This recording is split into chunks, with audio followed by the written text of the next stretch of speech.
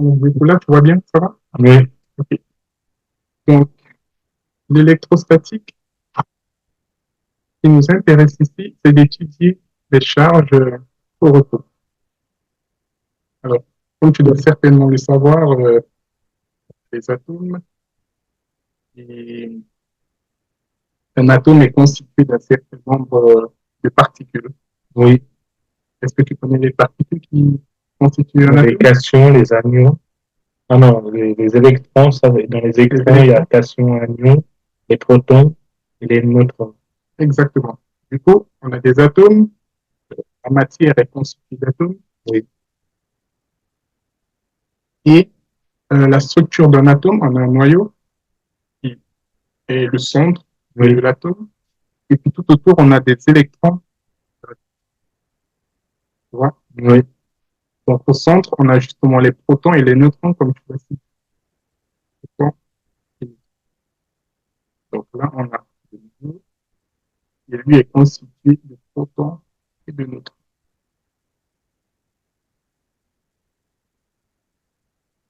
Donc, du coup, euh, en électrostatique, on va essayer d'étudier les charges.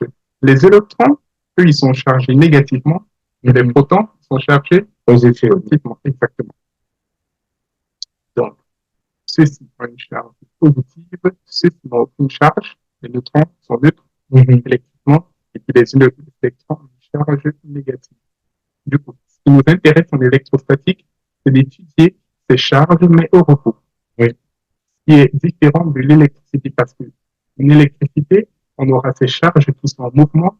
Le oui, mouvement de ces charges va justement générer un courant électrique. oui, Et là, c'est autre chose. Donc, ici, on a vraiment les charges au repos. oui. Donc, c'est un peu historique, qui est voilà, c'est important. Donc, c'est ça qui est représenté là.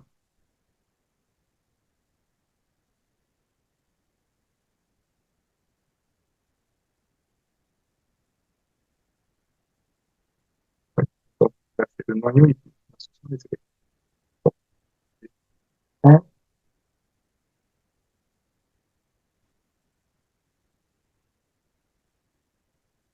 Un, un, ceci, un, électrique. Oui, euh, du coup, on peut avoir un atome qui perd ou gagne des électrons. Oui, Comme je l'ai illustré ici, les atomes sont globalement neutres.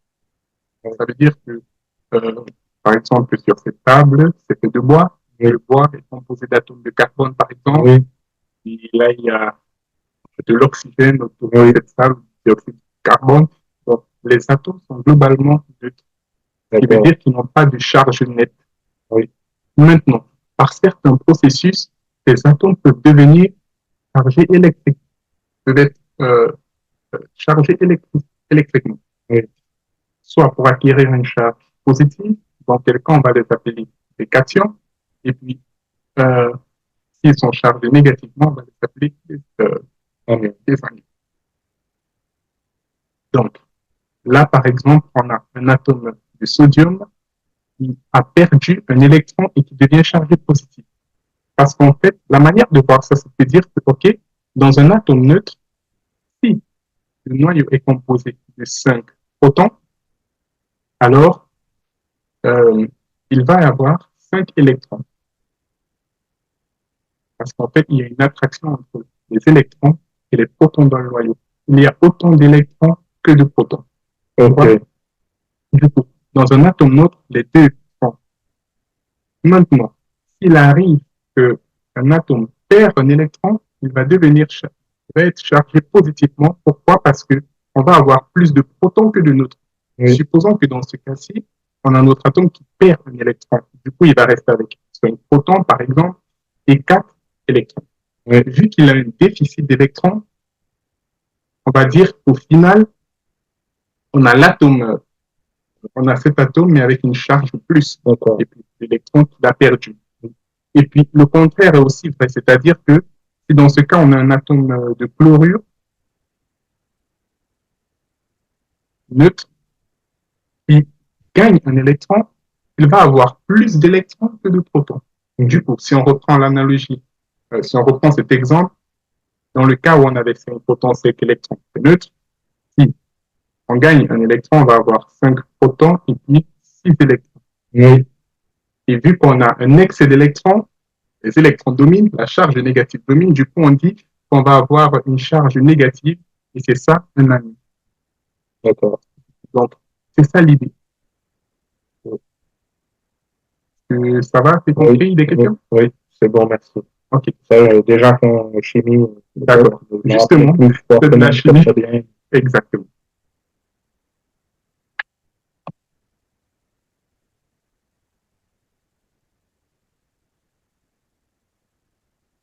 Alors, du fait qu'il est très difficile d'arracher un électron à une couche externe de l'atome, l'électron est une particule relativement mobile au sein de la matière. Au contraire, les protons à l'intérieur du noyau ont une position fixe dans le solide. Ainsi, la majorité des cas, la charge négative qui se déplace. Oui. Ça, c'est juste pour dire que les électrons qui gravitent autour du noyau sont mobiles. Il a bougent, ces électrons. Oui. À la différence des protons qui sont plutôt stables au centre. D'accord. Du coup, lorsqu'on essaye de charger un matériau, ce sont ces électrons qui vont se déplacer pour quitter d'un matériau à l'autre, comme on va le voir dans quelques minutes. Donc, c'est toujours la charge négative qui se déplace, les électrons. Alors,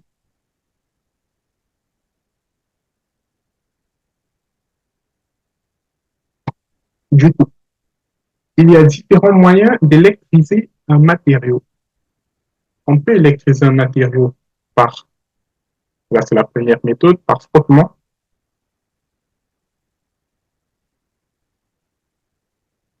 ou alors par induction, et souvent même par contact. Induction, ça veut dire qu'on rapproche, on ne touche pas. Exactement, c'est exactement ça. Par contact, ça veut dire qu'on va avoir un matériau peut-être qui sera chargé, il va juste toucher l'autre, et puis l'autre va acquérir une certaine charge. Et puis par frottement, on va prendre deux matériaux, on va les frotter l'un contre l'autre, et puis à la fin, on va avoir un transfert d'électrons. C'est le cas, par exemple, avec la fourrure et le PVC. Donc, dans cette expérience, Le PVC, c'est une matière. ouais, c'est un polymère. Ok. Ouais. C'est comme on a du plastique qui est un polymère, on a du PVC, ouais, c'est un polymère. Ouais. Du coup, dans cette expérience, ce qu'on va faire, c'est que on va prendre le bâton du PVC, le même comportement que l'ombre, et on va le frotter sur la fourrure. Par frottement, on va avoir des électrons qui vont passer de la fourrure au plastique. Oui. Du coup, si les électrons euh, alors, si les électrons se déplacent de la fourrure au plastique, ça veut dire que la fourrure va avoir un déficit d'électrons. Du coup, il va avoir une charge positive résultant. Ok. Et puis l'autre va avoir un surplus d'électrons qui va être chargé négativement. C'est ce qu'on a dit tout à l'heure. Oui. Du coup, ce qui se passe, et l'idée générale ici, c'est que lorsqu'on prend différents matériaux et qu'on les frotte, euh, certains matériaux vont avoir tendance à arracher les électrons de l'autre matériau. Tu vois, c'est un peu ça l'idée. Dans le cas où on a un bâton de plexiglas euh, qui est comme du verre, du coup, on le frotte contre un drap, on va avoir des électrons qui vont passer du plexiglas au drap. Donc les électrons vont se déplacer comme ceci. Si le plexiglas perd des électrons, ça veut dire qu'à la fin, il va avoir une charge nette positive et le drap va être chargé négativement parce qu'il a reçu ses électrons. Donc c'est un peu ça l'idée de l'électrisation par photon. Les matériaux, les électrons se déplacent d'un à l'autre. Donc celui qui perd va avoir une charge résultante positive, celui qui reçoit les électrons va avoir une charge résultante négative. Ok. Oui, merci.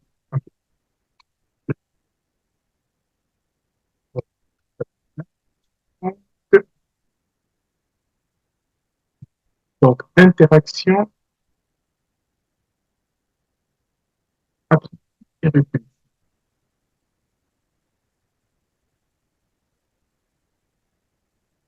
Donc, lorsque deux corps chargés sont proches de l'autre, on constate une attraction.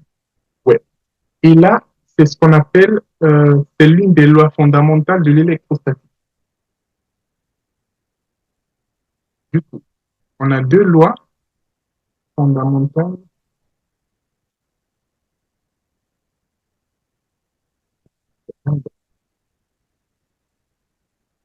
Loi fondamentale de l'électrostatique. Et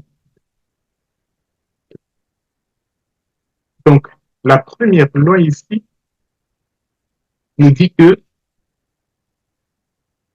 les charges semblables se repoussent et les charges de signe opposé s'attirent.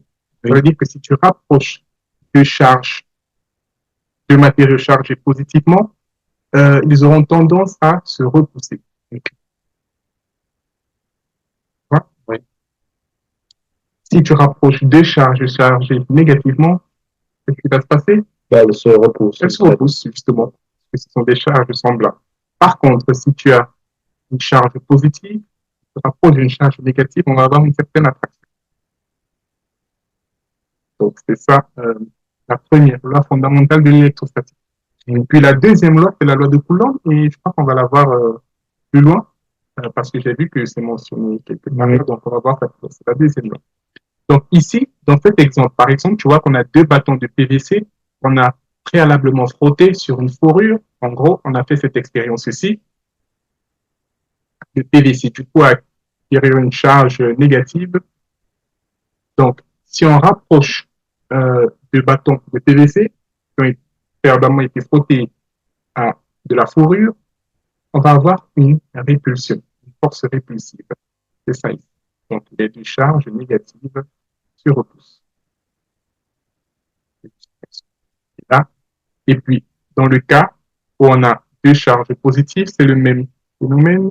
Les deux charges positives se repoussent contre elles. Puis, si on a un bâton de PVC qui est chargé négativement et on le rapproche d'un bâton, on le rapproche avec un verre ou du plexiglas aussi qui est préalablement été chargé, on va avoir une attraction. C'est ça qui est la charge positive et une charge négative s'attirent entre elles. D'accord. En résumé, c'est ce qu'on a dit plus tôt, les charges de même signe se repoussent et les charges de signe opposé s'attirent. Vous avez compris? Oui, merci. Du coup, électrisation par contact. Donc, dans ce cas-ci,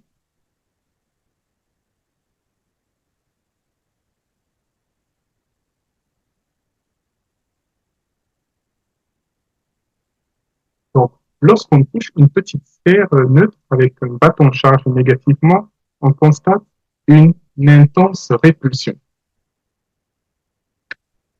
Au moment du contact, on va avoir une charge négative qui va être transférée du bâton à la sphère. Donc là, c'est notre bâton de PVC qu'on a chargé préalablement, les négatifs. Et là, on a une petite sphère qui est neutre. Du coup, lorsqu'on va toucher la sphère qui est neutre avec ce bâton en PVC, ce qui va se passer, c'est qu'il va avoir un transfert d'électrons vers la boule. Et les charges négatives qui se seront accumulées dans notre petite boule vont se repousser à celles qui sont dans le PVC. Donc, ce qui se passe là, en fait, c'est qu'on a des électrons négatifs chargés négativement ici, des électrons chargés négativement là, les deux se repoussent. C'est une conséquence de ce qu'on a vu plus tôt. Donc, au moment du contact, une charge négative est transférée du bâton à la sphère. Et puis, un corps chargé négativement contient un excès d'électrons qui se repoussent et peuvent se déplacer plus ou moins facilement selon les matériaux. Lorsqu'un tel corps est placé en contact avec un corps neutre, certains électrons du corps chargé sont repoussés vers le corps neutre qui devient alors chargé négativement. Et en résulte, c'est une répulsion. Le générateur électrostatique de 20 degrés. Alors, jusqu'ici, est-ce que tu as des questions? Non. Est-ce que tu trouves que c'est facile? Ah oui, là, c'est facile. Ouais, en fait, ouais. Le plus important, je dirais, c'est vraiment de comprendre ces notions de base. Parce que Oui, plus tard, ces notions vont juste s'accumuler et c'est ça qui peut rendre la chose difficile. Tu n'as oui, pas compris ces petites notions de base. Comme on va voir dans les calculs plus tard, oui. ce seront juste des applications de ces notions. Donc, le générateur électrostatique de 22 grammes. Donc, là, c'était un scientifique qui a une idée géniale qui était euh, de construire, de mettre sur un dispositif qui nous permet de charger une sphère métallique qui est placée au-dessus d'un isolant. Donc, ce que tu vois là,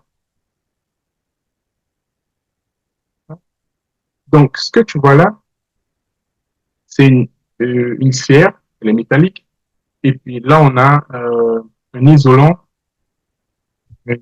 et à l'intérieur de ce cylindre, on a, on a un moteur là qui fait tourner une ceinture. Oui, Là, c'est la ceinture. Ouais. oui, Donc, l'idée ici, c'est que lorsque deux matériaux se frottent, les électrons vont être transférés. Dans ce cas, les électrons vont être transférés de, euh, de cette poulie à la ceinture. C'est pour ça que la ceinture dirait une charge négative que tu vois là. Tu vois. mhm, Donc, ce contact, ce frottement va permettre à la ceinture d'arracher des électrons à la poulie. Elles vont monter et lorsqu'elles vont arriver ici, on a une sorte de peigne. Ce sont, ouais, c'est justement comme un peigne, mais avec les bouts très pointus. oui, Du coup, ces électrons vont passer à travers ces bouts pointus, c'est ce qu'on appelle l'effet de pointe. On va voir ça plus loin, et vont entrer dans la sphère oui, d'aluminium.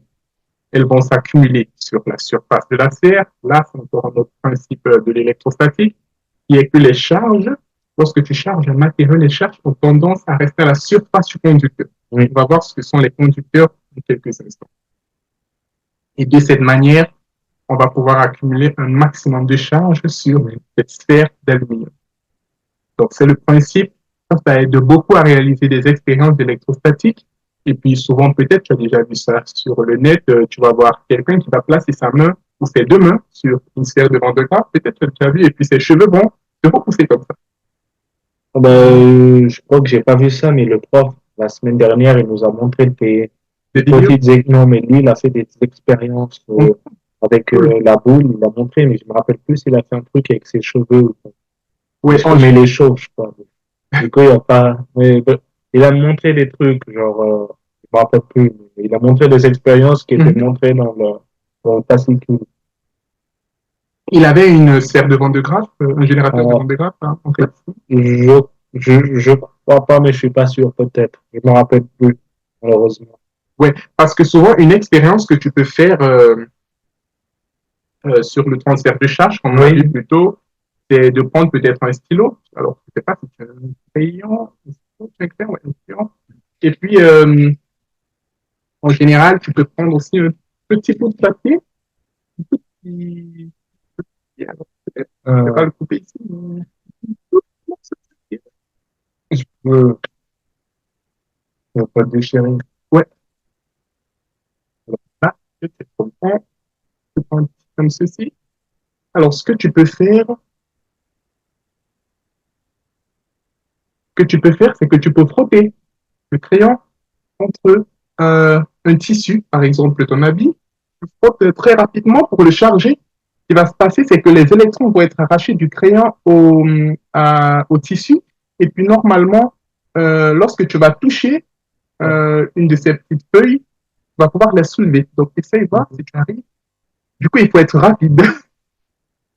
Ça marche. Alors tu dois toucher. Alors, fouiller, ça marche.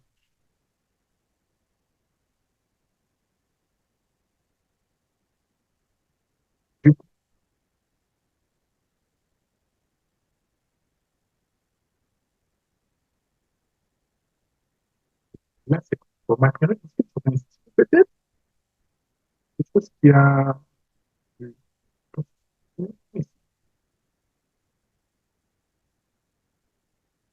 Ah, alors, tu vois, Ouais, ça tire. ouais. Et puis, au bout d'un certain moment, ça va lâcher. Mhm. Ça va lâcher. Donc, ouais, parce qu'en fait, les charges vont se neutraliser. Tu vois, là, ça attire plus. Ouais, au bout d'un certain moment, ça ne devrait plus attirer. Ouais. Donc là, ça démontre en fait le phénomène de l'électrisation par frottement. Ouais,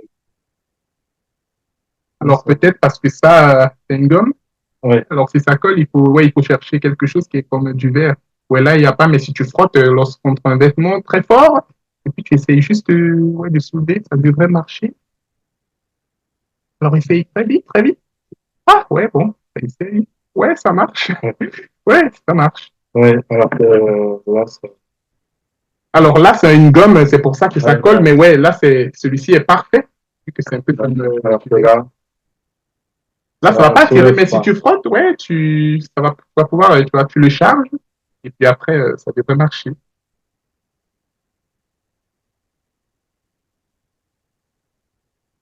Ouais, ça marche.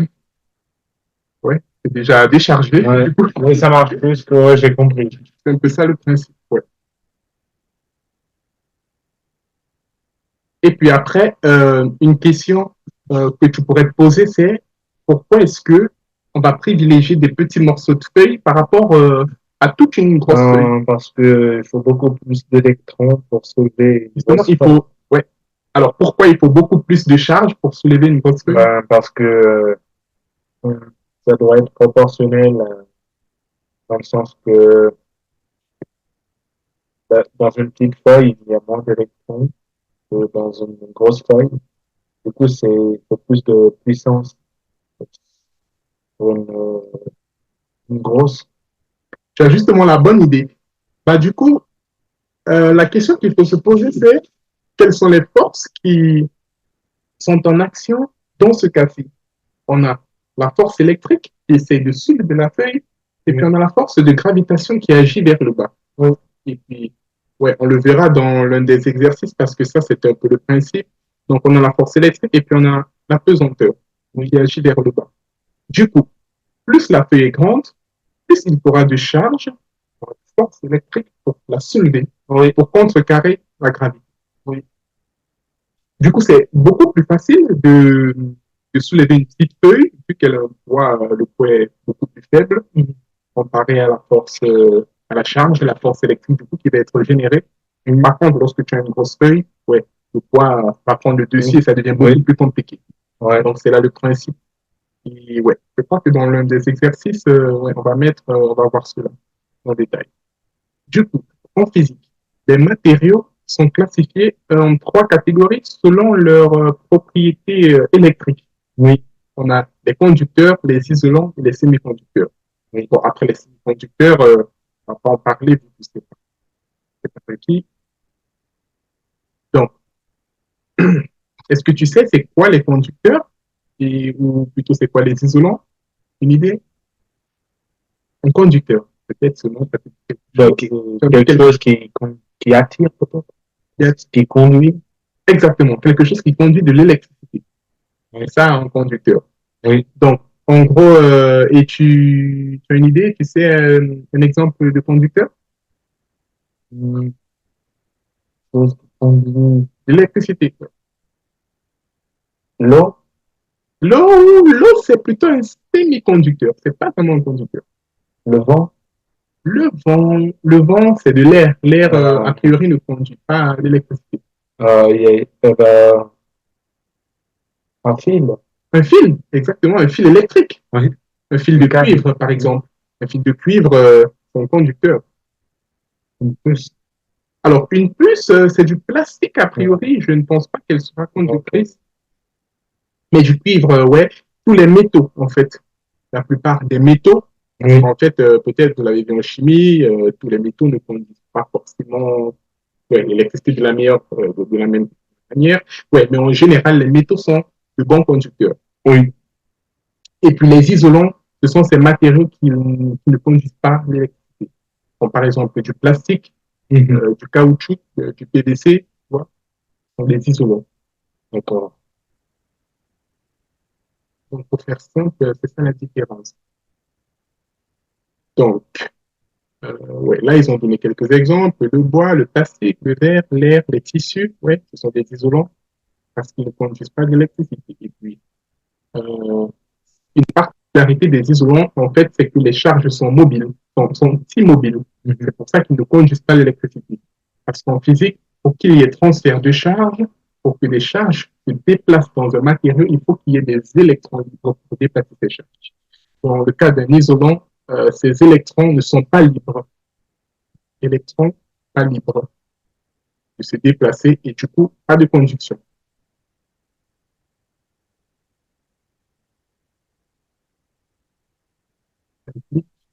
Pas de conduction. Dans le cas d'un conducteur, ouais, les électrons sont mobiles. Ceci entraîne qu'ils peuvent conduire de l'électricité.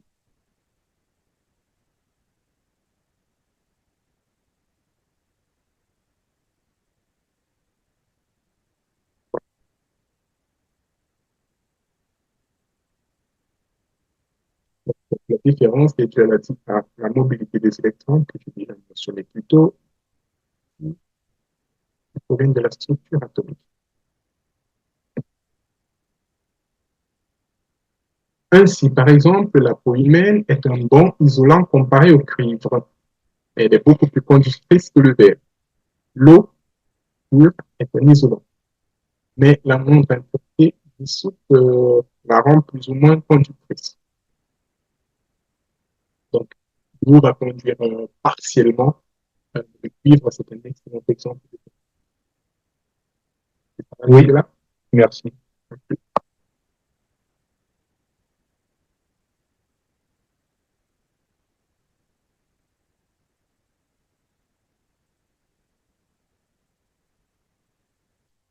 Répartition des charges dans un conducteur et effet de poids. C'est ce dont on parlait tout à l'heure.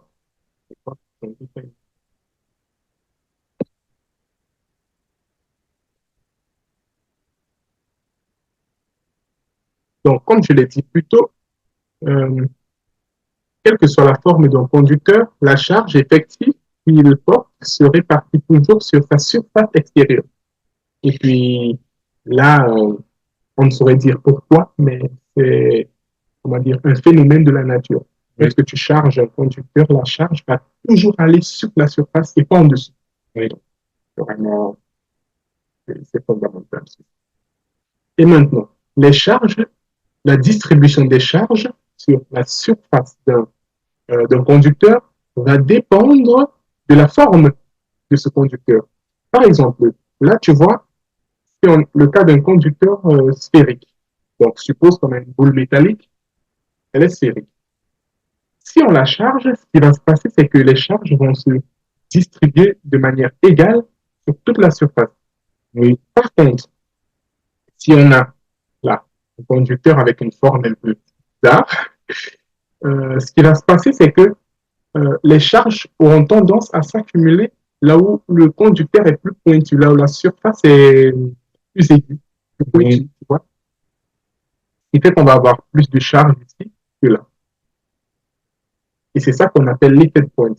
C'est qu'en fait, tu supposes que tu as un conducteur comme ce crayon, oui, les charges auront tendance à s'accumuler au bout du crayon, là où c'est plus pointu. Et puis, là où c'est oui, un le peu plus prof large, on aura moins de nous charges. avait expliqué, il avait pris l'exemple du tonnerre et Ouais. des paratonnerres. Des paratonnerres, exactement. Il avait expliqué que si, par exemple, il y avait de la foudre, il fallait se baisser parce que si on se lève, ça va aller par notre tête, ça va attirer.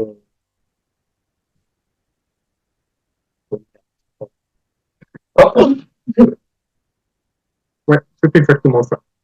Ouais, en fait, ouais, en général, on n'a vraiment pas besoin de se baisser. Pourquoi? Parce que le paratonnerre, il est situé en général en dessous. hmm. Ce qui va se passer donc, c'est que Mais il disait, si on était, par exemple, dans un champ ou autre, s'il n'y mhm, avait pas dehors, ou il a dit aussi, par exemple, ouais, il ne faut pas se mettre sous les arbres parce que la forme des arbres va favoriser la foudre. Ouais, Est-ce qu'on encore. va tomber sur nous? Alors, c'est possible, après, ça dépend parce que, voilà, suppose que, tu vois, les arbres sont faits de bois. Mhm.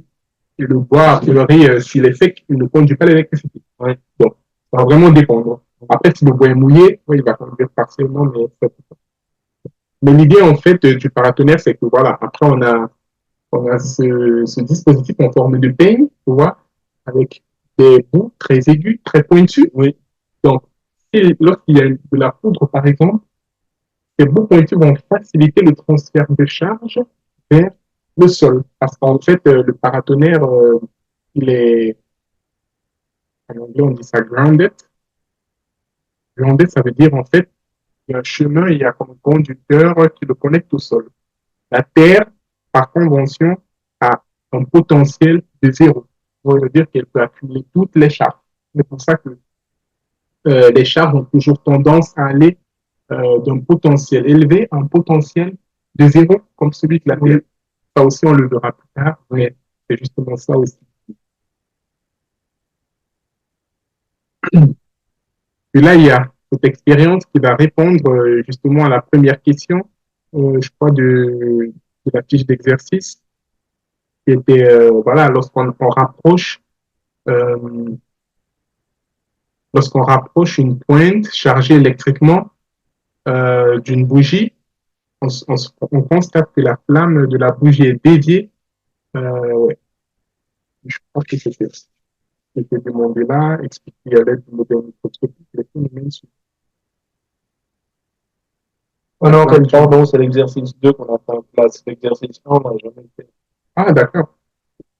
L'exercice 2, on n'a pas encore corrigé. Moi, Ok. Donc, du coup, la flamme d'une bougie est déviée par une pointe chargée électriquement. Donc, et puis un tourniquet métallique se met en rotation lorsqu'il est chargé. Encore là, c'est dû aux électrons. Donc, des molécules d'air sont ionisées au contact de la pointe, puis violemment repoussées, créant un courant d'air ionisé qui, par ailleurs, décharge la pointe. Et ce phénomène s'appelle l'effet de pointe dans ça, je crois. Et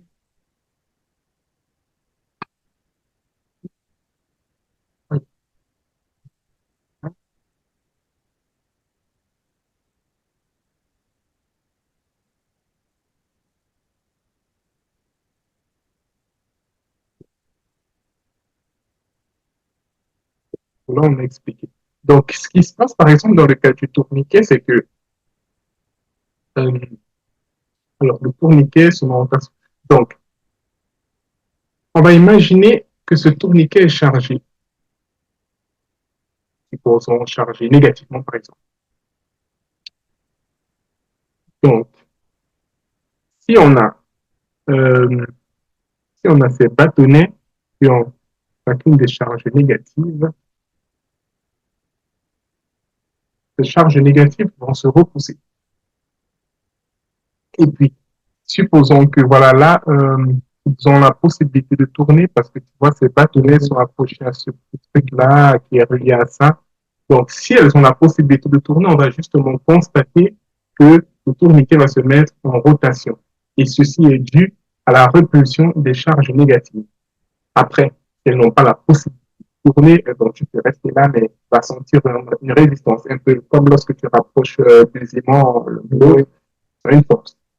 Et si tu les laisses se déplacer, tu vas justement sentir un mouvement. C'est un peu la même idée. Donc, on a d'autres expériences-là qui sont aussi intéressantes. Ouais. Donc là, on a un objet,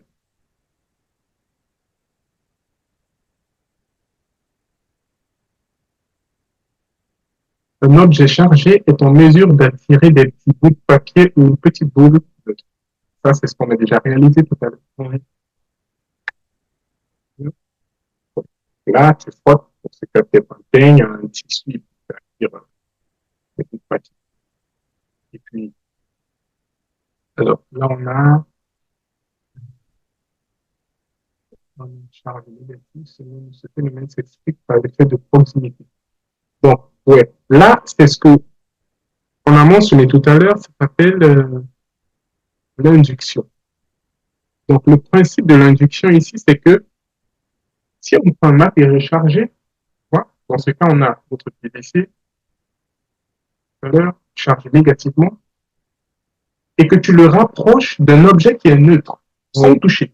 oui, Tu le rapproches sans toucher, tu vas voir, on va constater qu'il y aura une attraction vers le PVC.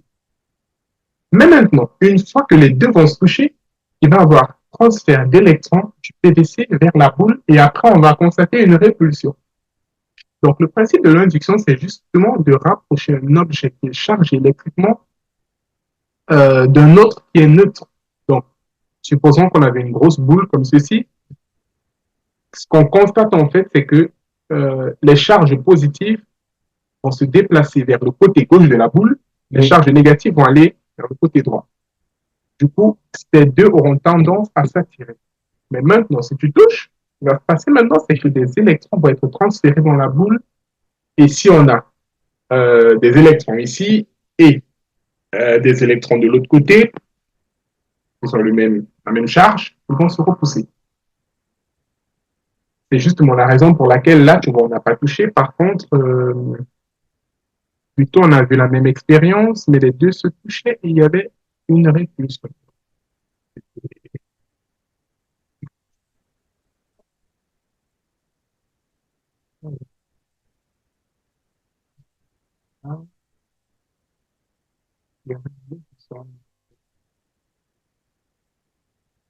Non, c'est ça.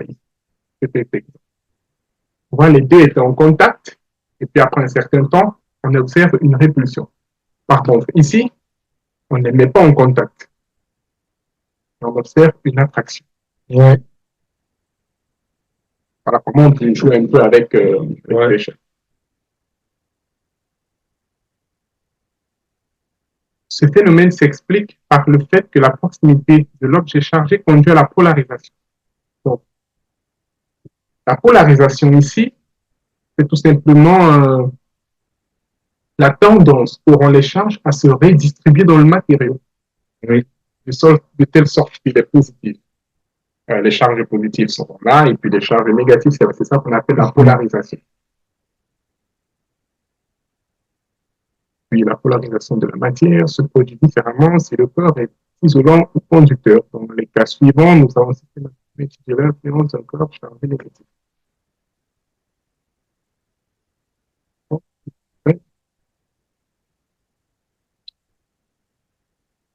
Polarisation d'un conducteur.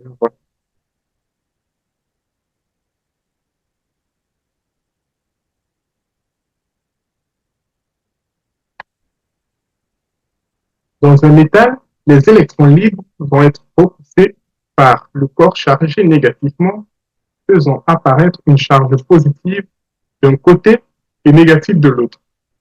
Ça, on l'a déjà dit, c'est ce qu'on a vu là plus tôt, etc. Donc, euh, ouais, polarisation d'un isolant. Ouais, après, les conducteurs conduisent de l'électricité, donc si tu touches, ça va transfert, ça on l'a déjà dit. Puis dans le cas d'un isolant, la différence, c'est qu'il n'y a pas un transfert de charge, même si tu décides de toucher. Donc, dans un objet isolant, les électrons restent très liés, presque très liés au noyau. Cependant, si un corps chargé négativement, par exemple, est amené près de l'isolant, il repousse les nuages d'électrons entourant le noyau dans chaque atome, le déformant. L'atome prend alors une forme allongée avec une extrémité plutôt positive et une extrémité plutôt négative, tout en restant neutre. Encore là, c'est le phénomène de polarisation. Le résultat est qu'une face de l'isolant devient chargée positivement et la face opposée devient chargée négativement. Il est polarisé. C'est ce qu'on peut observer négative. Les charges vont se redistribuer dans ce matériau de telle sorte qu'il est positif. auront tendance à s'attirer vers la charge opposée, puis les négatives vont aller de l'autre côté. La force est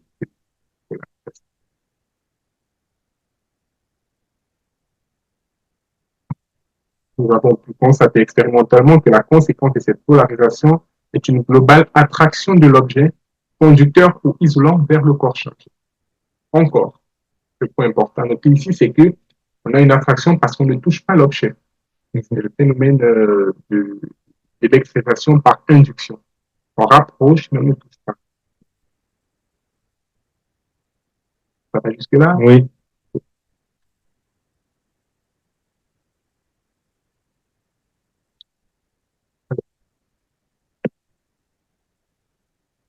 On peut expliquer ce phénomène par l'attraction électrique entre les charges des signes opposés. Euh,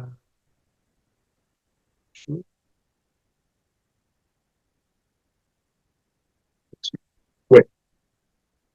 Ouais. L'attraction électrique entre les charges de signes opposés l'emporte sur la répulsion entre les charges de même signe. Voilà, c'est l'expression globale, mais ça, on l'a déjà dit. Et puis, on va justement voir plus loin la loi de Coulomb qui va nous permettre de calculer le module de cette force d'attraction et de répulsion. Donc, l'idée ici, c'est que la force attractive entre euh, cette portion des charges qui sont de ce côté de la boule et euh, notre, notre PVC, cette force est plus grande du fait que la distance soit plus courte. Tu vois, D2 est plus petit que D1. Donc, du coup, la force attractive ici est plus importante que la force répulsive entre ça et ça. Oui.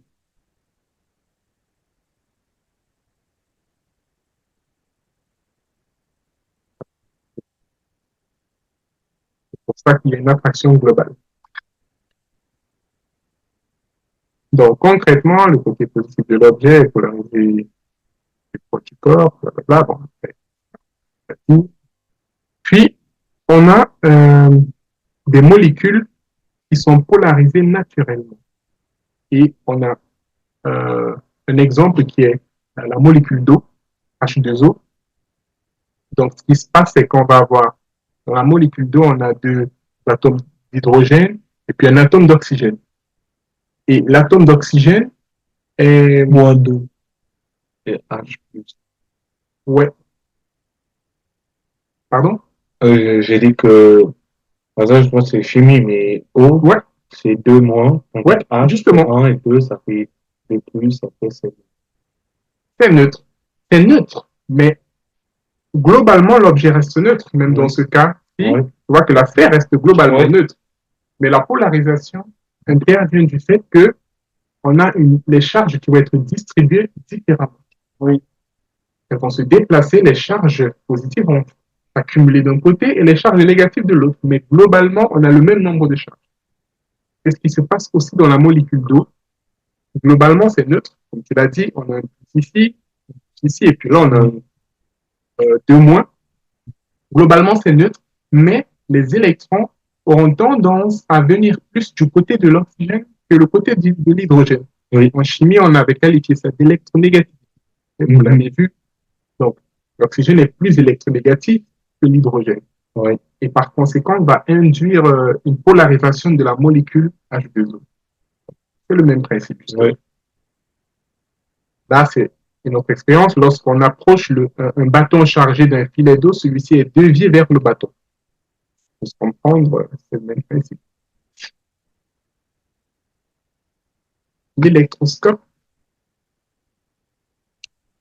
Alors, un électroscope, c'est quoi? C'est juste un dispositif, un peu comme le générateur de Van der Graaf, qui est chargé. Il y a une certaine charge qui peut être soit positive, soit négative. Dans ce cas, elle est positive. Oui. Et puis, elle va nous permettre d'étudier la charge des objets. Elle va permettre de dire si un objet qui a une certaine charge qu'on ne connaît pas a priori est positif ou négatif. Par exemple, supposons là qu'on a cet électroscope qui est chargé positivement. Oui. Si je rapproche une charge négative, supposons que j'ai un bâton de PVC, c'est une charge que je ne connais pas. Oui. Je rapproche le bâton et que l'écartement entre ces deux feuilles-là diminue. Qu'est-ce que je peux dire sur la charge du PVC? Est-ce qu'elle est positive ou négative? Alors, excusez-moi, vous pouvez juste redire? Ouais. Alors, ce que je dis, c'est que on suppose qu'on a un objet qui a une charge qu'on ne connaît pas a priori. Oui. Là, on a notre électroscope qui a une charge positive. On sait qu'elle est positive. Si je rapproche ce bâton de l'électroscope et je constate que ces deux feuilles-là en bas diminuent, c'est-à-dire qu'elles se ferment comme ça. Bah, Qu'est-ce que je peux dire? c'est-à-dire que la charge est positive. Ça veut dire que cette charge est positive? Oui. Pourquoi? Et parce que quand c'est d'une même charge, donc positive, donc plus ou moins, bah, ça va tout simplement s'éloigner. Justement, ce qui veut dire que la charge du bâton est. Ben, si l'autre est, si celle de l'électrode plus est plus, et que le résultat final, c'est que ça s'éloigne. Alors, moi, j'ai dit que ça se ferme. Ah, ça se rapproche, ça veut Ouais. dire. Ah, bah, dans ce cas, ça veut dire que c'est négatif. Justement, ça veut dire que c'est négatif, exactement parce que il va avoir une attraction de ces charges positives qui vont se déplacer et venir là, vers le haut. Du coup, ça va avoir tendance à se fermer. Par contre, si tu rapproches un autre bâton qui est chargé positivement, justement, les deux pales là vont s'éloigner. Oui. Donc, c'est à ça que sert l'électroscope, pour déterminer la charge des objets, de matériaux. Et puis là, c'est juste une expérience voilà, qui raconte un peu plus. Et là, on approche un bâton chargé négativement. Alors, on rapproche un bâton chargé négativement d'un électroscope neutre sans le toucher.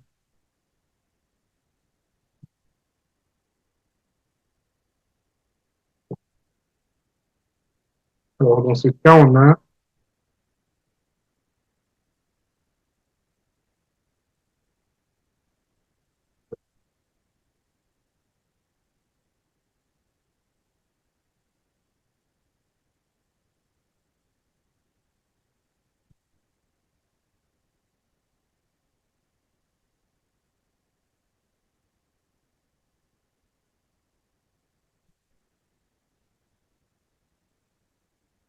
alors, et là,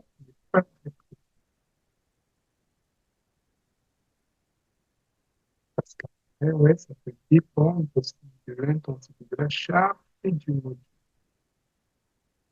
Oui.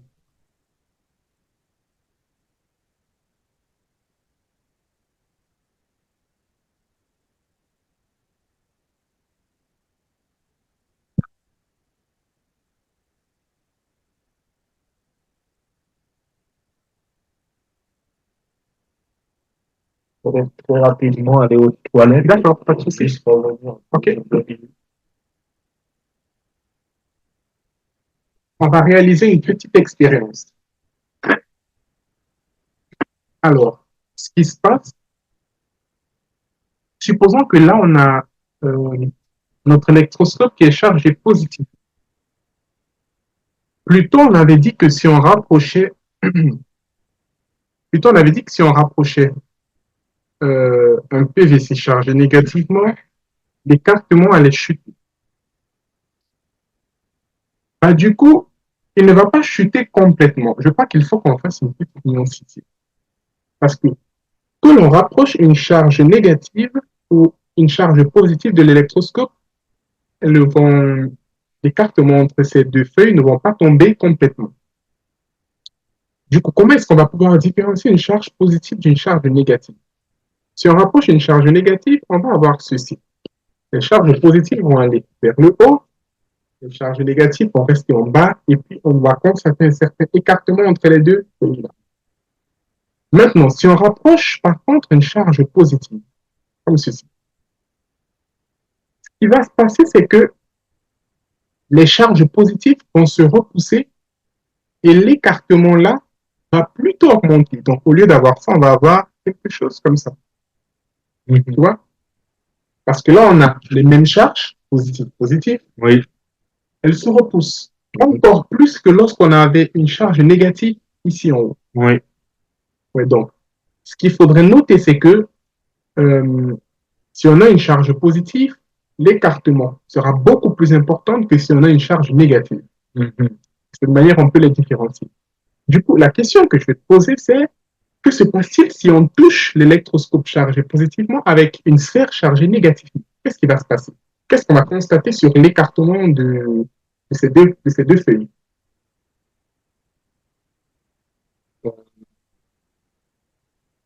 Les deux feuilles, Ouais, ça va se rapprocher.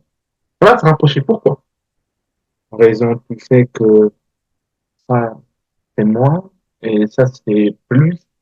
Du coup, ça tire mutuellement et du coup, ça va faire la même chose en bas. Du coup, là, tu vois, là, c'est le cas où on ne touche pas l'induction. Tu vois que les charges négatives se sont accumulées en bas. Il y a quand même un certain écartement entre les deux feuilles. Elles ne chutent pas complètement. Tu vois? Et puis, on a dit que si on ramenait une charge positive, notre sphère chargée positivement, l'écartement va plutôt augmenter. Maintenant, si on touche avec la sphère qui est chargée négativement, qu'est-ce qui va se passer? On va avoir des charges qui vont, euh, du coup, si on fait ça, tac, on va avoir les charges négatives qui vont entrer là à l'intérieur et essayer de neutraliser l'électroscope. Oui. Si des charges sont neutres, alors a priori elles ne se repoussent pas, donc on va observer ici en bas qu'elles vont chuter. Donc on va avoir nos deux feuilles comme ça. Donc les feuilles chutent. Si on touche, si on a contact, là on va dire, dans le cas où on a contact.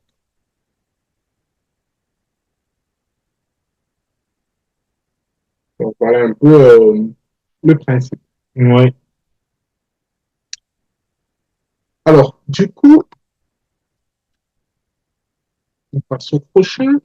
Donc, je constate que ici, on a beaucoup plus de pages que ce que tu m'avais envoyé. Alors, je ne sais pas si le cours est divisé en deux parties, parce que là, par exemple, ça s'arrête à 15, et puis après, on a les exercices, mais ici, ça va jusqu'à 29. Oui, en fait, il nous a pas encore distribué jusqu'à Ok. juste Ok. ça. Ok, du coup, je crois que là, c'était en fait la première partie, en fait. Et Oui. puis l'autre, Voilà. certainement, vous allez le faire la prochaine. Ok, on peut expliquer, ouais, jusqu'à un certain niveau, peut-être on pourra faire toutes les 29 pages, mais ouais, on va surtout essayer de faire Les exercices. les exercices. C'est ça le plus important. On pourrait peut-être aussi faire l'exercice 2 avant, comme ça. Ouais, alors on va faire, ouais, on peut faire le 2, le 3, le 4, le 5. Ok. Ouais, on pourra faire ça. Ouais, mais on va d'abord faire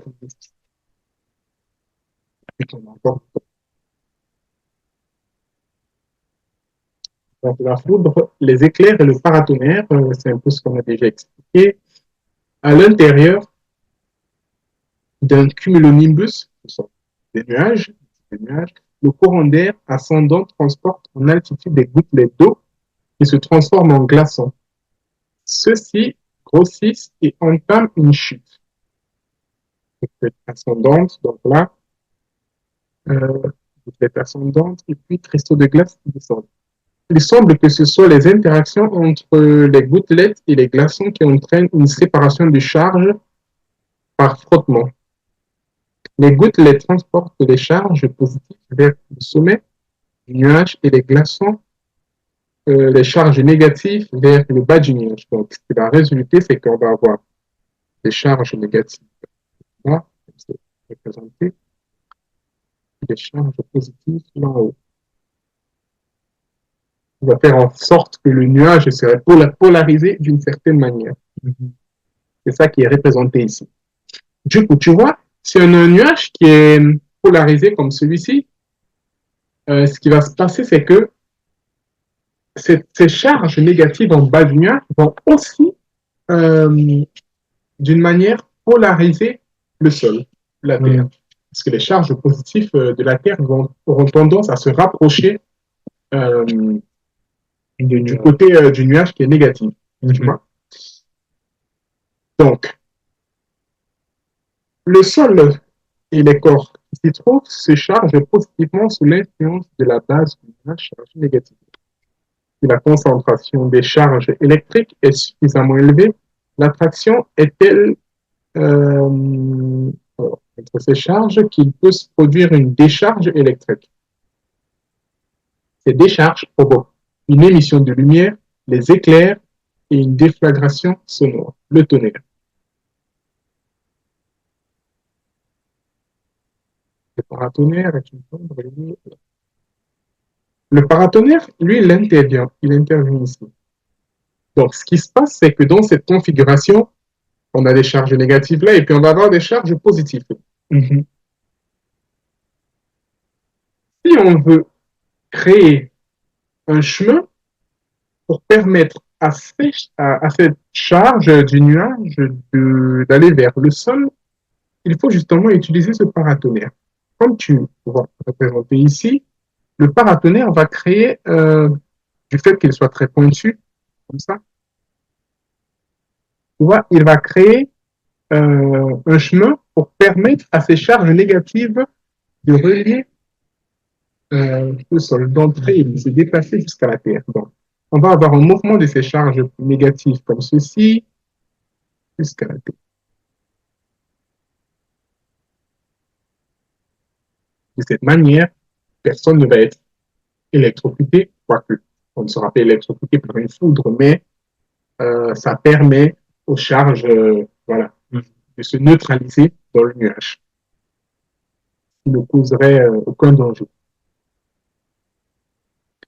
Alors, une question de physique, juste bon, voilà. Entre le tonnerre et l'éclair, lequel vient en premier? Entre le tonnerre et l'éclair, lequel vient en premier?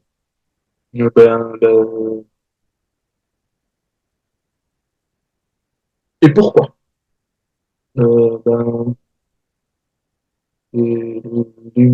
C'est des éclairs parce que la lumière, ça va plus vite que le son. Exactement. C'est une fluctuation sonore. Exactement. La lumière, justement, l'éclair, c'est une lumière. Oui. La lumière voyage beaucoup plus vite que le tonnerre. Oui. Donc, on voit l'éclair et puis, des secondes plus tard, on trouve le tonnerre. Donc là, c'est assez intéressant aussi.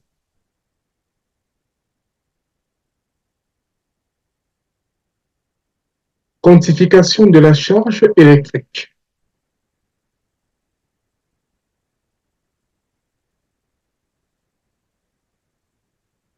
Donc, l'unité fondamentale de la charge électrique dans le système international d'unités, c'est le coulomb. Ça, tu le sais certainement déjà. Puis la charge électrique n'existe qu'entre quantités discrètes. On dit qu'elle est quantifiée. Donc, l'idée, en fait, c'est que auparavant, il y a des scientifiques qui pensaient que la charge était continue. Mais les expériences de Millikan, qui est présenté là, ont permis de comprendre qu'en fait, toutes les charges sont des multiples entiers d'une certaine charge qu'on appelle la charge fondamentale. Et elle a une valeur de 1,6 10 puissance moins 19 coulombs. Okay. C'est la raison pour laquelle on dit souvent, on a cette relation mathématique qui nous dit que toute charge est égale à n fois E. N ici représente un nombre entier, et puis E représente la charge électrique. Donc, si tu as une boule qui est chargée, que ce soit positivement ou négativement, la charge qui est contenue dans cette boule est un multiple de E, la charge fondamentale. Okay. La charge d'un électron sera juste moins E, parce que l'électron est négatif, mais aussi plutôt, la charge du proton sera juste plus E, parce que les protons sont positifs, et la charge du neutron sera 0. Comme exemple, une charge de 1 coulomb correspond à ce nombre d'électrons. On prend la charge de 1 coulomb et puis on divise par E qui est 1,6, 10 puissance 29, et ça nous donne ceci comme résultat. 6,3, 10 puissance 18 électrons. Un corps neutre peut être chargé en gagnant ou en perdant des charges essentiellement par frottement, mais ne peut les perdre ou les prendre qu'à un autre corps. Ah, c'est ce qu'on a cité plus tôt. Puis la charge totale d'un système isolé ne change pas au cours du temps, quels que soient les événements qui s'y produisent. Est-ce que tu sais c'est quoi un système isolé?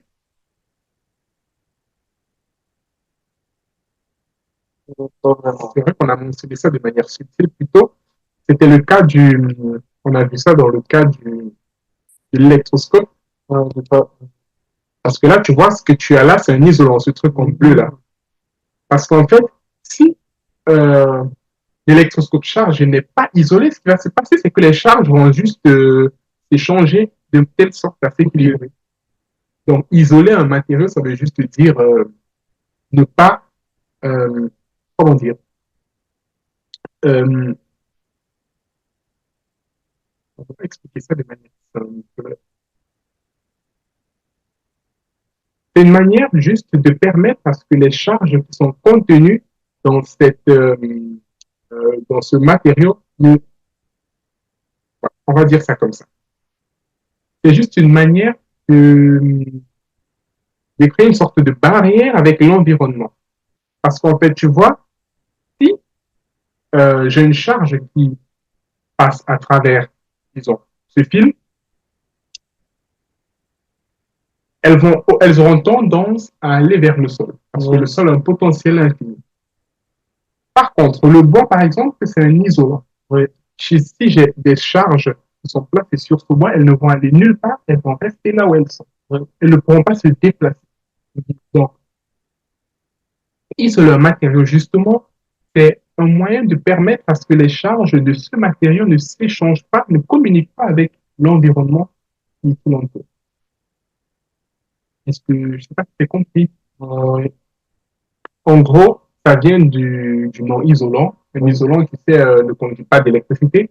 Donc, si on isole un matériau, ça veut dire qu'on le met sur un isolant pour justement empêcher aux charges de s'échanger avec l'environnement. Donc, c'est ça. Donc, ici, on a une sphère.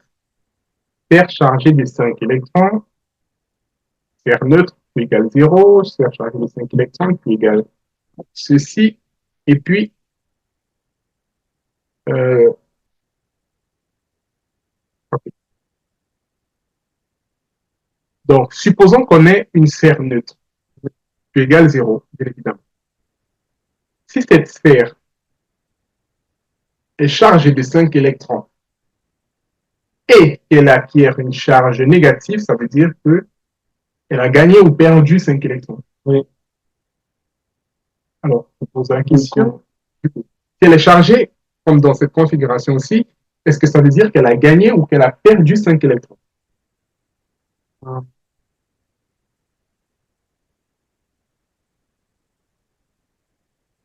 Ça veut dire qu'elle a perdu. Pourquoi? Il me semble qu'il y a un principe quand il y a 5 électrons, comme ça, moins négatifs, et ben, il faut penser, je me rappelle en physique, en chimie, on fait ça, c'était mémotechnique. On voit par exemple 5 électrons, c'est négatif, ça veut dire instinctivement on se perdre du coup, et en fait, il faut dire le contraire, c'est gagner. Bon, en effet, c'est confondu. Alors, c'est le même principe qu'en chimie. Quand tu as l'idée, mais peut-être que voilà, tu ne l'as pas bien placé. C'est justement le même principe qu'en chimie. En chimie, lorsqu'on a un atome ou une molécule qui perd un électron, c'est les réactions d'oxyde de réduction. ouais, Il fallait dire le contraire. Si ça gagnait, ça passait de, par exemple, charge 0 à charge plus 2, il fallait Ouais, mais mettre là, c'est moins 2 l'oxydation. électrons. Alors, justement, là, c'est l'oxydation. Par exemple, ce que tu dis, c'est exact. C'est-à-dire que si on a, si on a du magnésium qui passe au magnésium 2+, justement, ça veut dire il a perdu 2 électrons. Mhm. Il acquiert, il passe de 0 à +2, il a perdu 2 électrons. Oui, C'est le même principe ici. Si on a une sphère qui est chargée négativement avec 5 électrons, oui, ça veut dire qu'elle a reçu des électrons. ah oui, Et puis l'autre sphère ici à droite a plutôt perdu des électrons. oui, Cette sphère a perdu 5 électrons. oui, oui, C'est pour ça qu'elle est positive et c'est pour ça que l'autre sphère est négative. oui. Exemple. Alors, ouais, ça, ce sont les exemples que j'avais vu en cours. Ouais, du coup, tu avais dit que tu n'as pas très bien compris, en fait, l'exemple.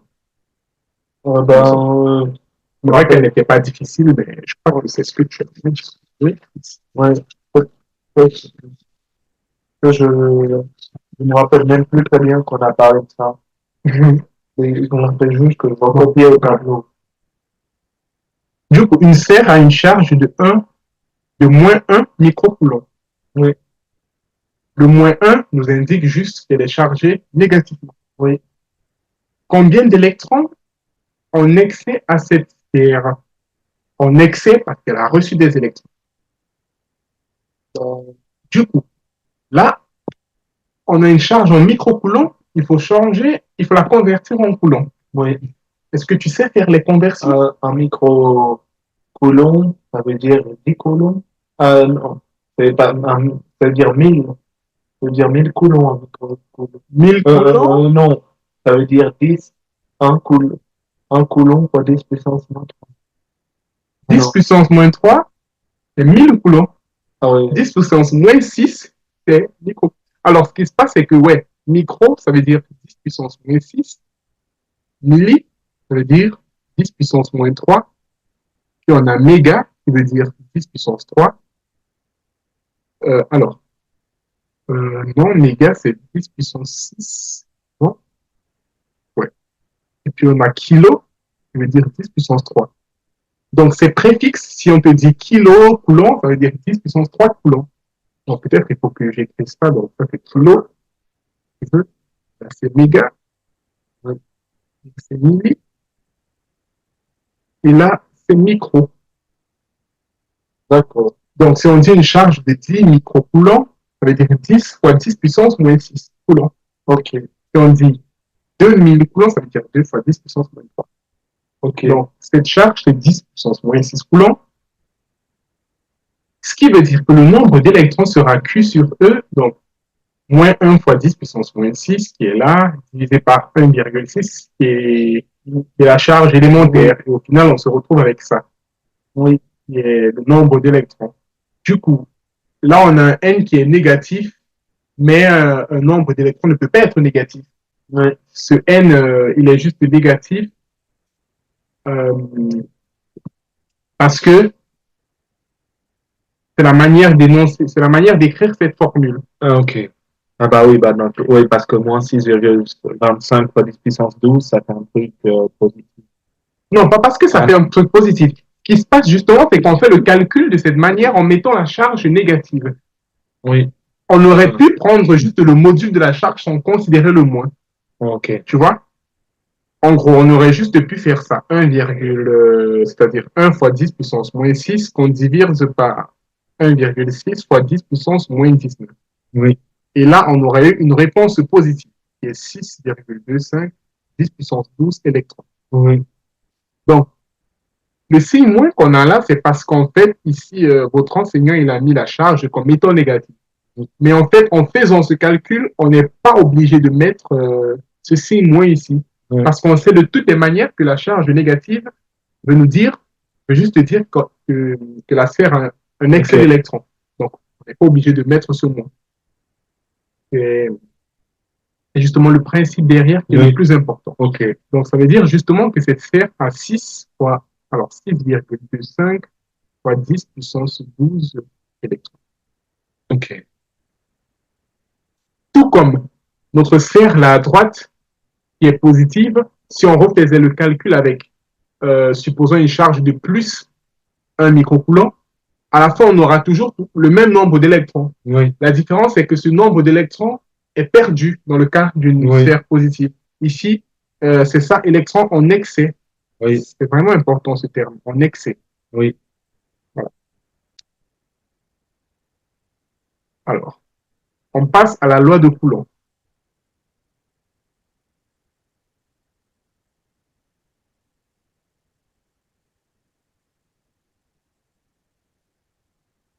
Alors, énoncée par Charles-Augustin Coulomb.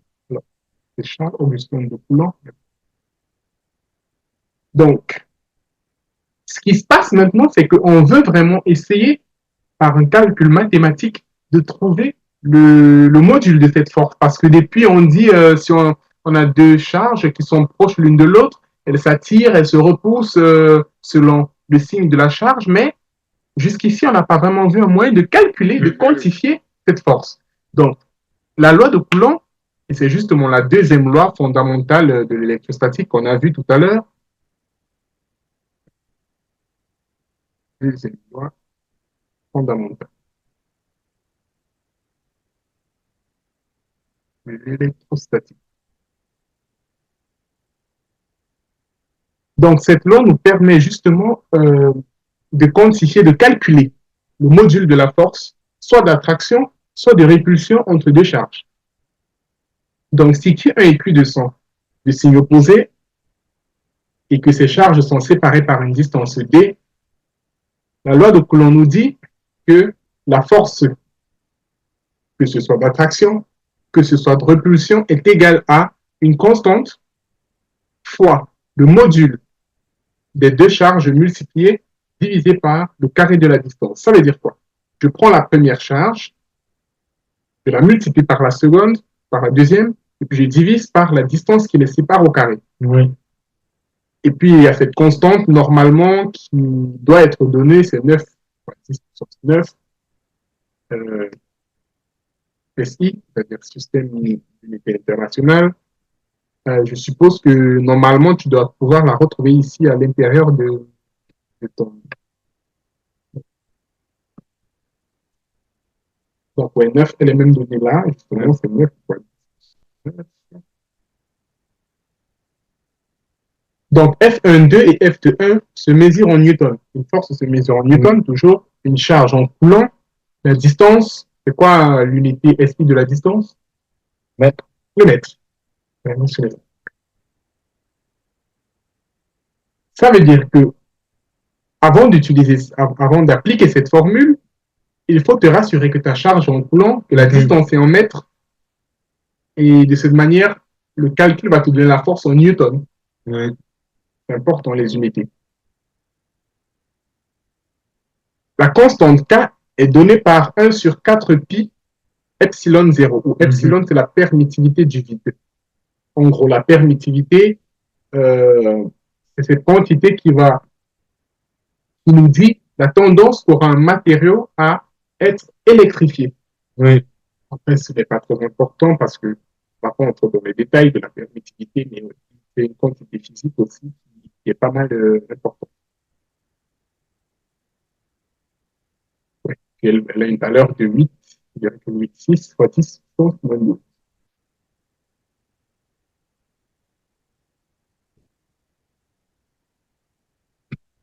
Remarque, deux charges Q1 et Q2, chacune distante de 1 mètre dans le vide, subissent une force de 9 fois 10 puissance 9 newtons. C'est juste une conséquence de la formule. Donc, si on a deux charges de 1 coulomb, ça veut dire que la force sera quoi? Ça sera K. On a dit qu'on multiplie les deux charges et on divise par la distance au carré. Oui. Du coup, si on a deux charges de 1 coulomb, ça veut dire qu'on a 1 coulomb fois 1 coulomb, puis fois la constante, qui est 9 fois 10 puissance 9, et on divise par 1 mètre. Et qu'à la fois, on a 9 fois 10 puissance 9 newtons. On retrouve ce résultat-ci. Oui. Donc, c'est un calcul assez simple. C'est une force énorme, égale au poids de plus de 2400 Boeing 740. Ouais. Les charges avec lesquelles nous travaillons sont plutôt de l'ordre de microcoulombs. Ouais, c'est la raison pour laquelle j'ai dit plutôt, il faut toujours te rassurer que tu as converti les charges en coulombs. Oui, Parce que la plupart des fois, elles seront données en microcoulombs. oui, Une charge d'un coulomb, c'est énorme. oui, Donc, la loi de Coulomb s'applique initialement à des charges ponctuelles au repos. On peut toutefois l'utiliser également pour une surface sphérique où la charge est répartie uniformément, car tout se passe comme si la charge était concentrée au centre de la sphère, donc comme s'il s'agissait d'une charge ponctuelle.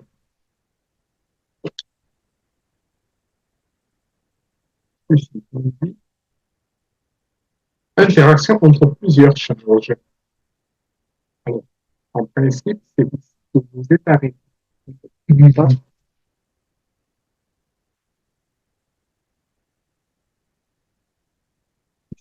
Du coup,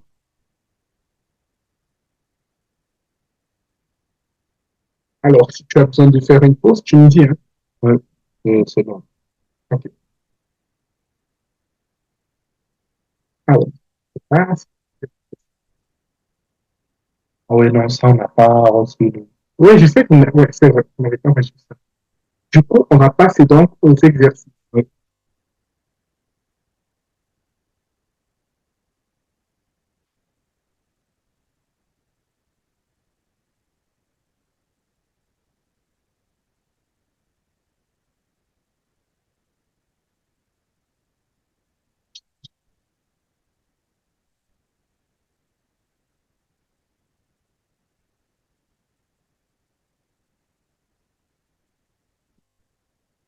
Donc, on va commencer avec le 2, c'était requis. Donc là, combien de protons faut-il pour produire une charge de 1 coulomb? Du coup, la manière de faire ça, je vais te laisser d'abord essayer. De cette manière, ça te permet aussi de t'exercer un peu, de voir si tu as compris. Et puis après, on corrige. Oui. Ça te va? Oui. Donc, commençons par le 2. Donc, combien de protons faut-il pour produire une charge de 1 microcoulomb? Alors, je pense qu'il faut d'abord faire la conversion de un microcoulomb en coulomb. Ouais, ça va faire combien? Je te laisse Ça le fait faire. 10, ça fait 10 puissance moins 6. Ouais, ça fait 10 puissance moins 6 coulombs. Ouais.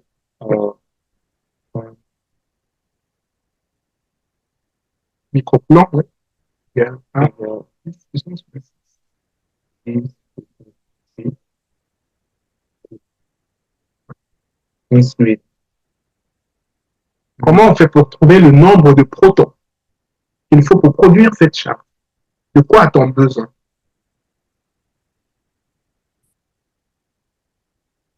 Il doit y avoir une formule. Ouais, la formule, c'est quoi? C'est en lien avec K.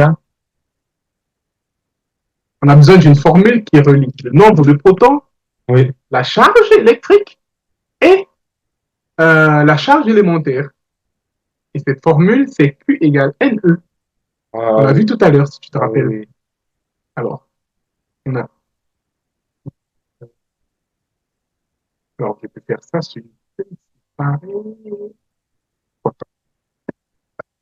Donc, le 2, voilà.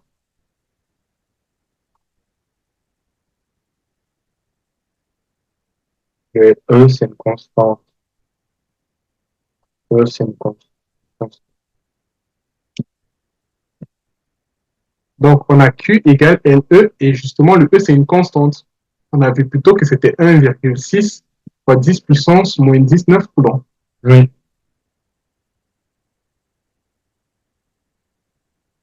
Et si on a Q qui est égal à 1 microcoulomb,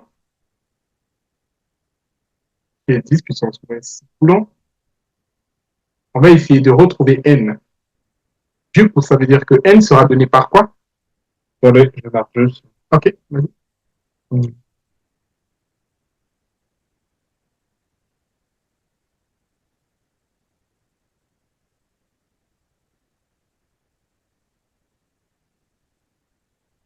Et, du coup, nous, n, ben, il faut, là, je remplace dans l'équation, k, je mets 10 puissance moins 6 égale n fois la constante 1,6 fois 10 puissance 19.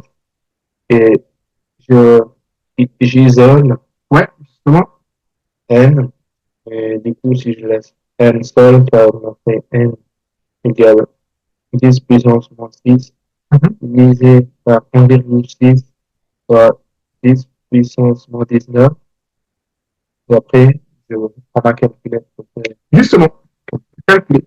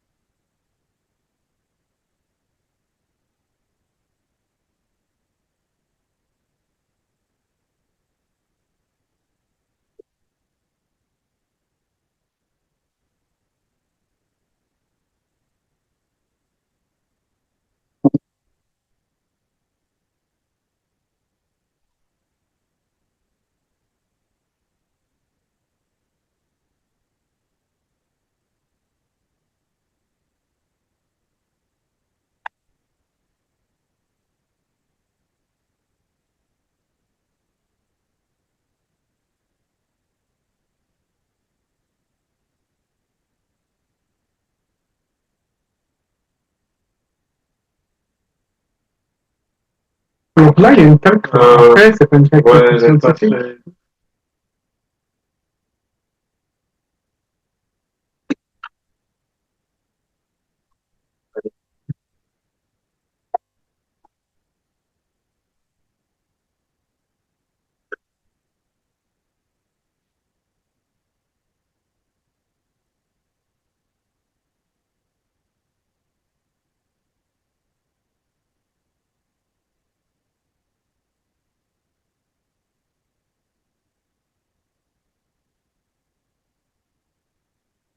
bah, ça m'a donné un chiffre un peu grand. Justement, ça va te donner un grand chiffre. Alors, tu as bien fait le calcul, ouais, on doit avoir un grand chiffre. Est-ce que je me rappelle plus ce que ça veut dire? Ça veut dire quoi? 10 puissance 12. Ouais, ouais, le E, ça veut dire quoi? 10 puissance 12. Alors là, tu as 10 puissance 12. Non, le voit pas, mais- Et tu as mis 10 puissance moins 6 divisé par 1,7, 10 puissance.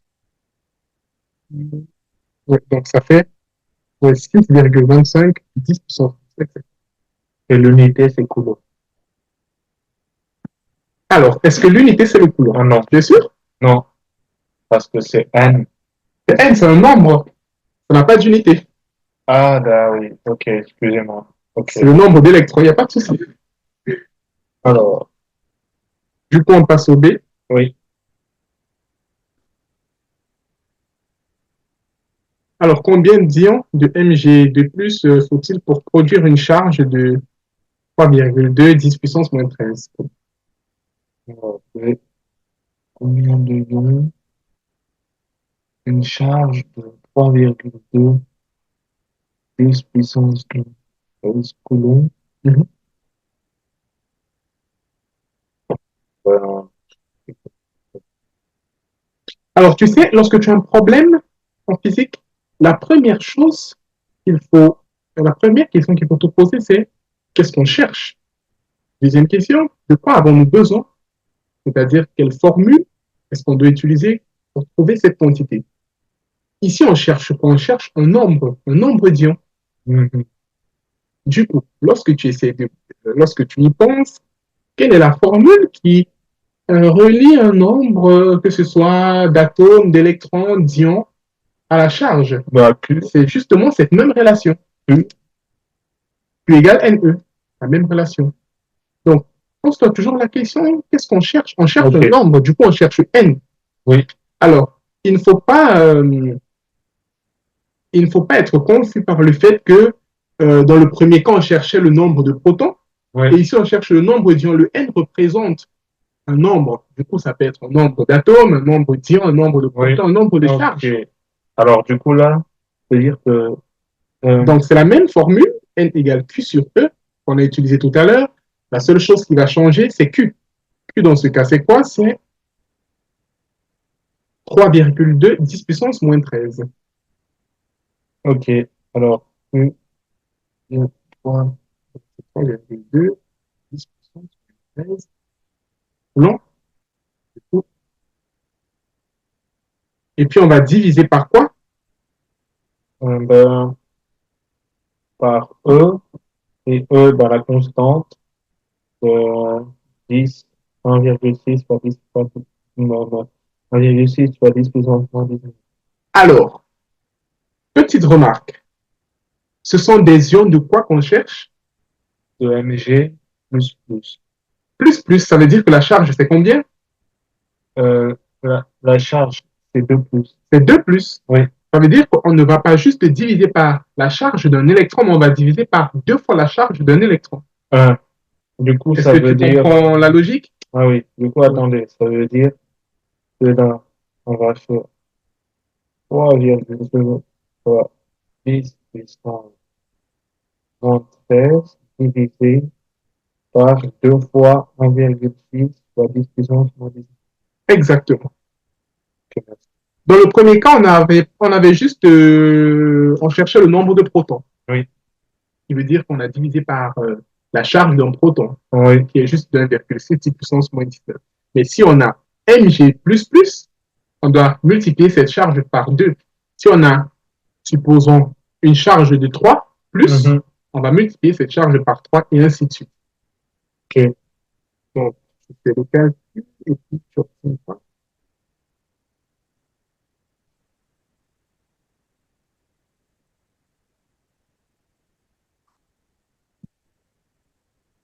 Donc, bien,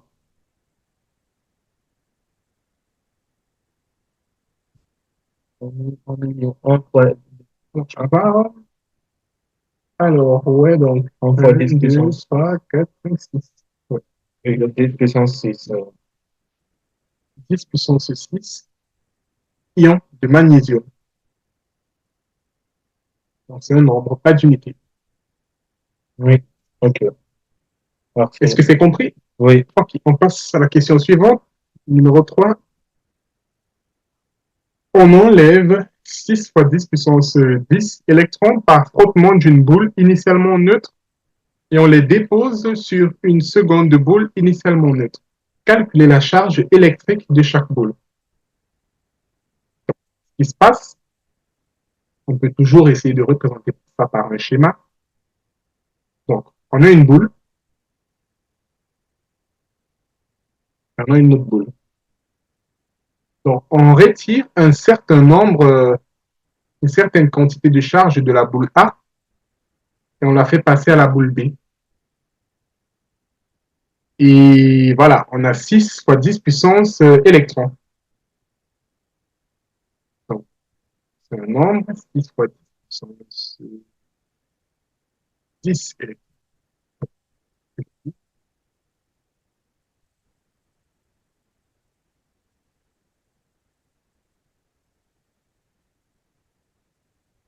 Ça veut dire qu'on frotte deux boules et puis on a un transfert de charge d'électrons d'une boule à l'autre. oui.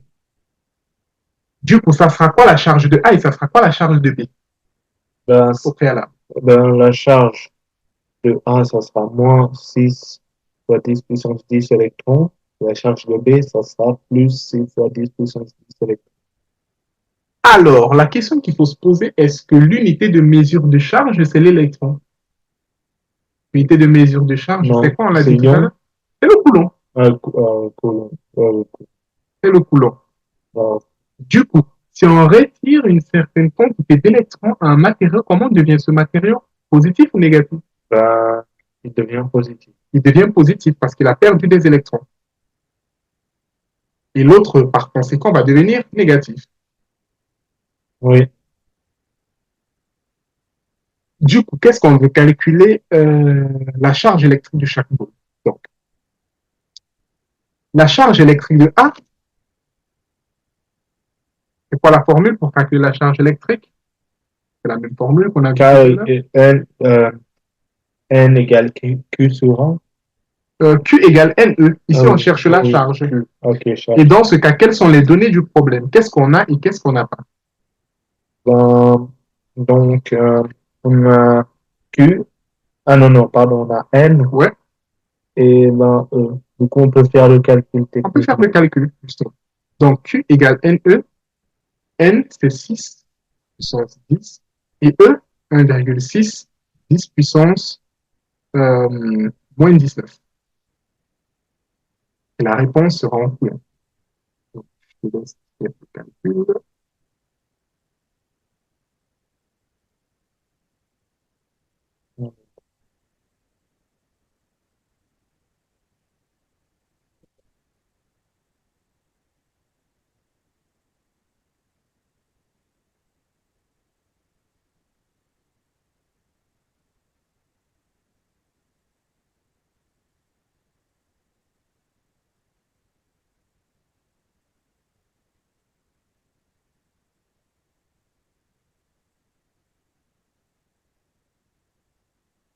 Ah oui, c'est 1, virgule, Je peux voir.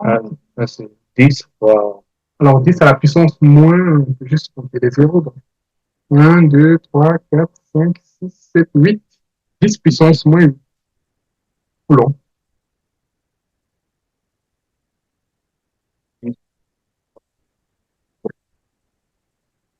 Du coup, là, c'est la charge. Mais là, ce n'est pas fini. Pourquoi? Parce que maintenant, A, quelle sera la charge de A et quelle sera la charge de B? Donc, Q de A sera Plus. plus exactement et Q de B sera. Moins. Donc, Q de A sera plus 10 puissance moins 8 coulombs et Q de B sera moins 10 puissance moins 8 coulombs. Simplement. Du, du fait de ce qu'on a vu tout à Oui, l'heure. ok. Donc, c'est ça vraiment le point important. D'accord. Donc, la partie B, calculer l'intensité de la force exercée sur chacune d'elles si elles se trouvent à 5 cm l'une de l'autre. Donc, si cette distance-ci est de 5 cm, calculer l'intensité de la force.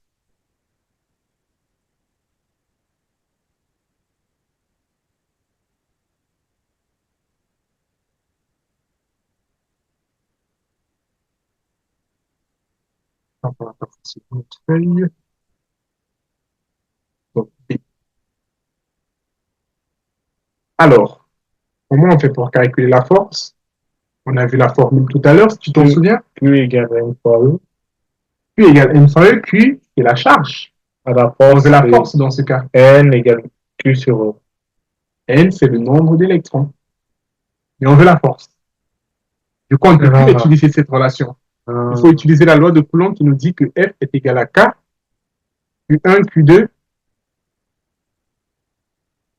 valeur absolue. Ça veut juste dire qu'on prend les valeurs positives, c'est ça la valeur ok, absolue, on divise par la distance au carré. ok. Alors, ça veut dire que F sera K. C'est quoi? On a vu que K, c'est 9 fois 10 puissance 9. C'est donné dans le cours. Et puis, je crois que tu l'as aussi dans le document là. Puis la charge, les charges qu'on a vues tout à l'heure, c'est ça et ça. C'est les mêmes charges. Oui, Donc, on va juste prendre les valeurs absolues, donc les valeurs positives. Donc, 10 puissance moins 8 fois 10 puissance moins 8. Okay. C'est ce qu'on va avoir ici. Donc, Q1, 10 puissance moins 8. Q2, 10 puissance moins 8. On divise par B au carré. Et c'est quoi? C'est 5 cm. donc 20. Ok. Question. Ah, ça en est. Bonne.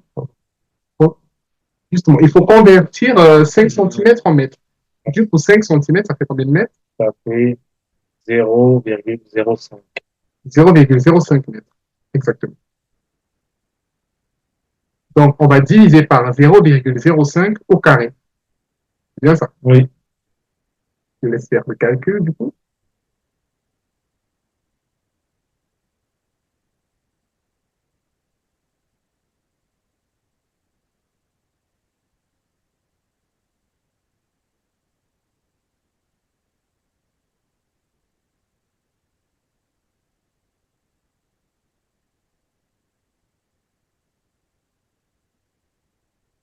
Alors ça, c'est virgule. C'est vrai que je l'écris souvent sur la notation anglaise.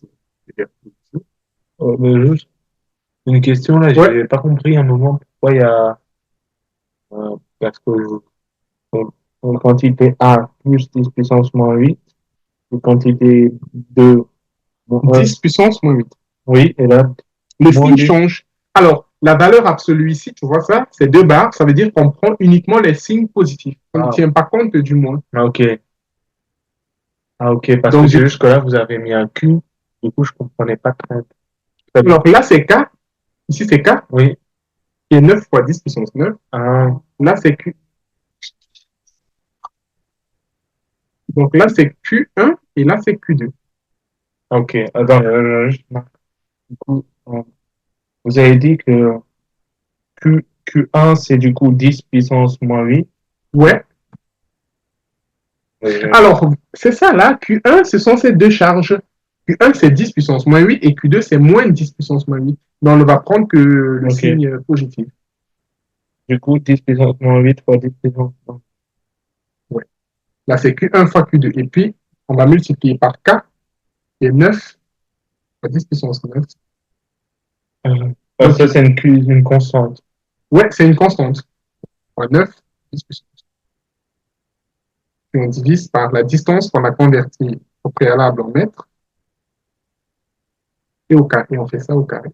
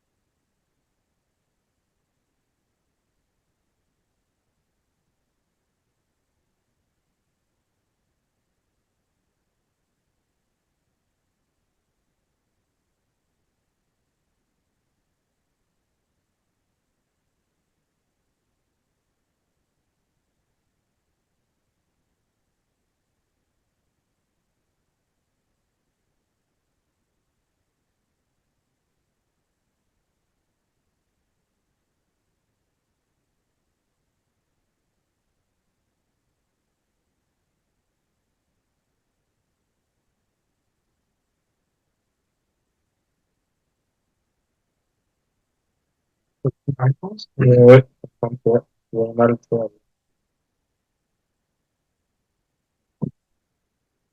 Voilà. Ça nous fait 3,6 fois 10 puissance moins 3. Oui, en Newton, du coup. En Newton, ouais, du coup, parce que, ouais, les unités sont en SI, donc, ça fait 3,6, 10 puissance 1, 2, 3, 4. 10 puissance 4, moins 4. Alors, Ah oui, tu as dit mince. moins 4. 1, 2, 3, 4. Ah oui, Du mince. coup, c'est moins 4 Newton. Ah oui.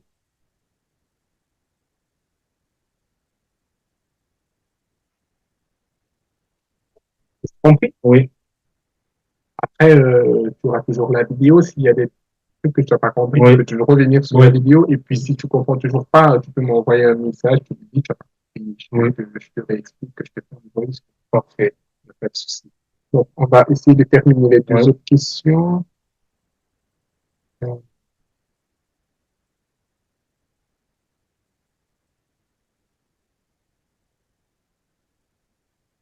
Du coup, le 4, c'est ça? Oui, Alors, alors, c'était 2, 3 et 4. oui, pas sans toi. C'est le 4.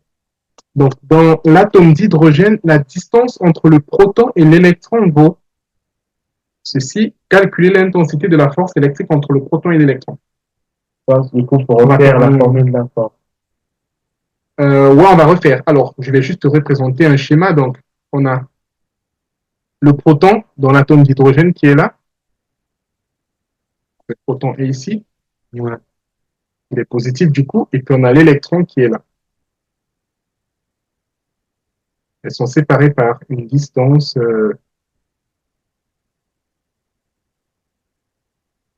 qui est de 5, 10 puissance moins 3 mètres. Donc, 5,3 fois 10 puissance moins 11.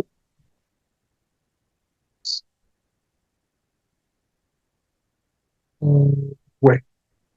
Donc, calculer l'intensité de la force électrique entre le proton et le neutron. Donc, comment on procède?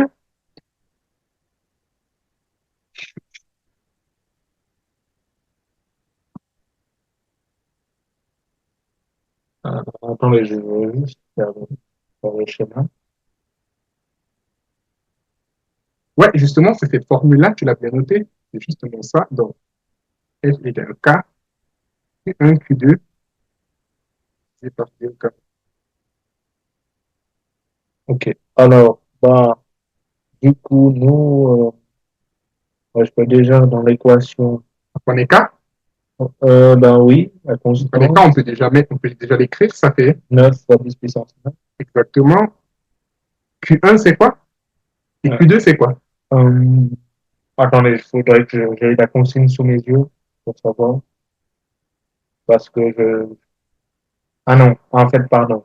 Q1, c'est plus 5,3 fois 10 puissance moins 11 et Q2, c'est moins 5,3 fois 10 puissance moins 11 et les deux, c'est 5,3 fois 10 puissance moins 11, c'est valeur absolue. Alors, il faut, il faut pas confondre 5,3. Là, c'est la distance, ce n'est pas la charge. Ouais, Du coup, Q1 et Q2 sont la charge de l'électron et du proton. mhm.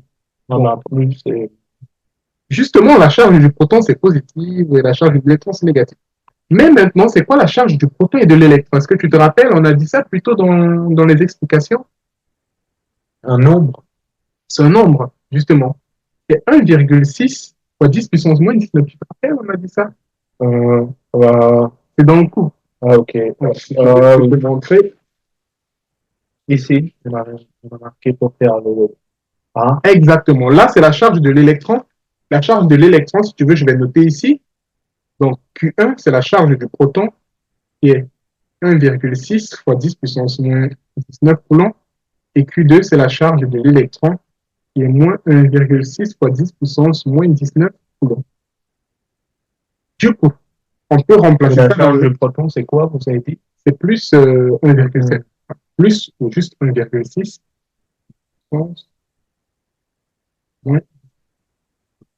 Alors, pour l'électron, c'est négatif, du coup. Ouais. Donc, on va multiplier Donc, les deux. vu que c'est en valeur absolue, les deux, Exactement, c'est on ne va quoi? pas prendre le signe. Bon, on va faire c'est pas force, c'est pas plus.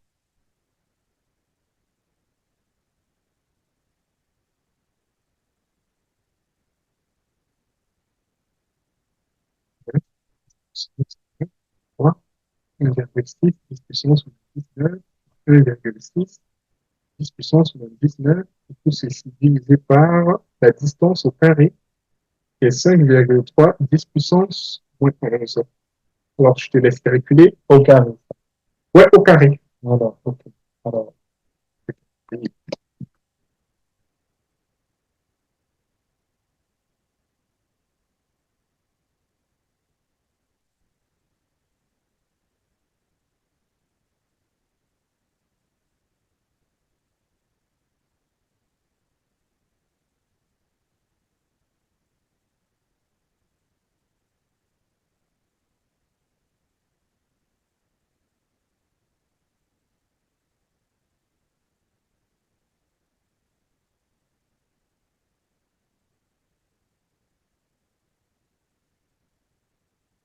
on va dire le cas.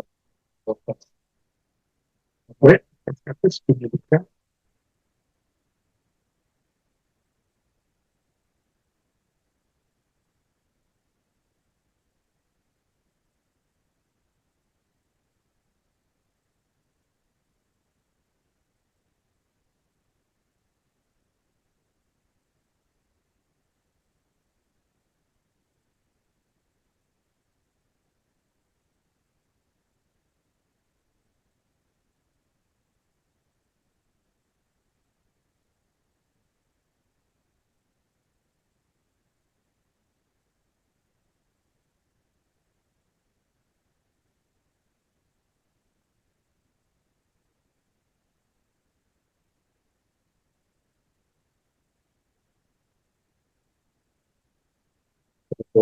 un peu, euh, Oui, ça donne 4 fois 10 puissance moins 9. Euh, 1, donc 1, 2, 3, 4, 5, 6, 7, 8, 9. 4, 10 puissance moins 9, exactement. Et on a tout ça en newton.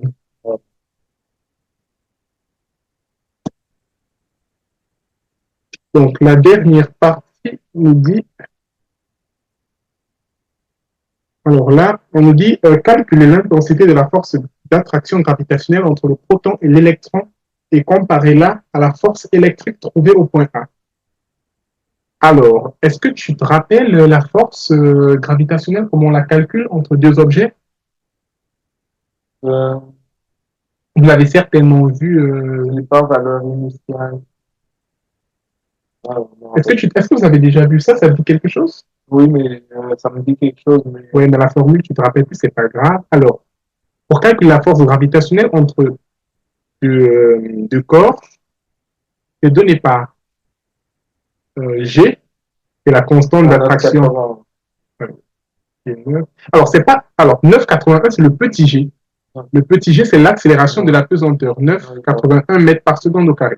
Le grand G, c'est la constante gravitationnelle universelle. Okay. Donc, la force gravitationnelle, c'est G, M1, M2, divisé par la distance au carré. Où M1 et M2 sont les masses des deux corps. Oui, mais en fait, ça va. C'est la même chose que.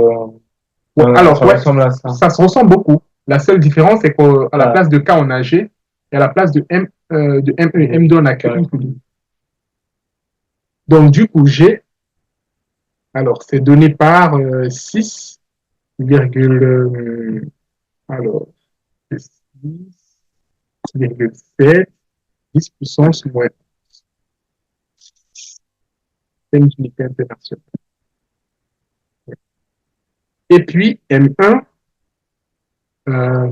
alors, M1, c'est quoi? C'est la masse de l'électron.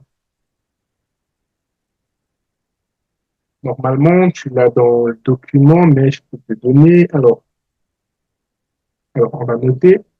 M1, c'est la masse du proton. C'est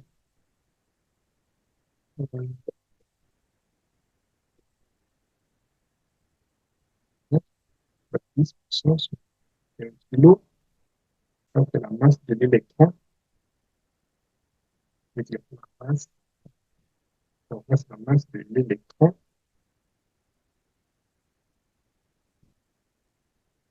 Et puis la masse du proton, c'est 1, je crois, 67 fois 10 puissance moins 27 kg.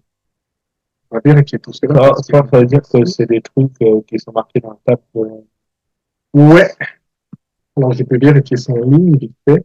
Sinon, je ne pourrais pas savoir. Ouais, c'est marqué toutes ces constantes.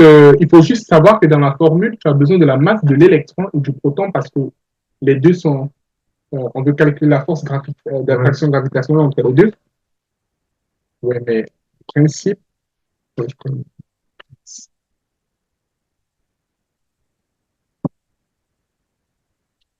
Et donc, la masse du proton, c'est 1,67 10 puissance moins 27 kg. Et puis celle de l'électron, normalement, c'est 9 10 puissance moins 31. Mais je vais juste vérifier. Électron.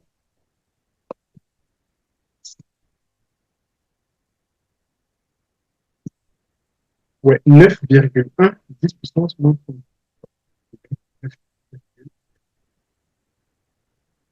Donc là, c'est la masse du proton et là, c'est la masse de l'électron. C'est dans le tableau, tu n'es pas obligé de connaître ça par cœur.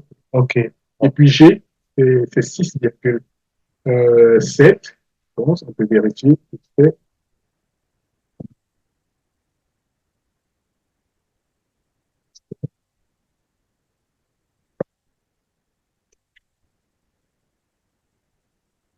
Ouais, donc c'est 6,7. Ouais, 10 puissance. Donc, on peut faire le calcul du coup. Et puis la distance, c'est la même distance on avait plus tôt. C'est 5,3 10 puissance moins 11. Donc, 5,3 10 puissance moins 11 mètres. Donc, F, du coup, ça fait 6,7 10 puissance moins 11 fois M1. qui est 9,1 10 puissance moins 31 fois 1,67 10 puissance moins 27 divisé par p au carré 5,3 10 puissance moins 11 au carré. Alors, je te laisse faire le calcul. Et ensuite, on va comparer cette force avec euh, la force électrique qu'on a eue plus tôt et puis on va voir laquelle est plus grande.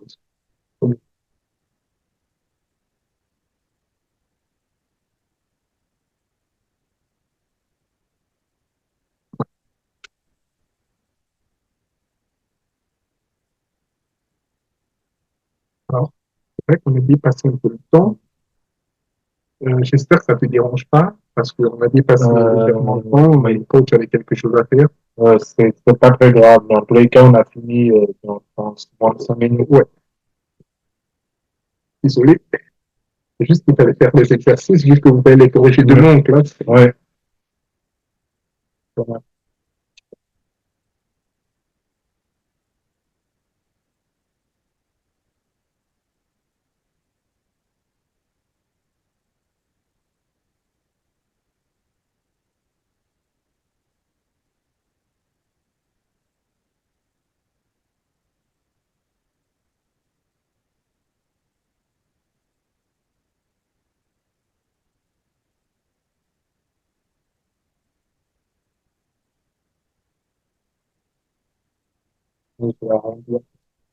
Alors, attends, avant d'arrondir, combien tu as? Alors, 3,6 ou 10 puissance moins 47 newtons.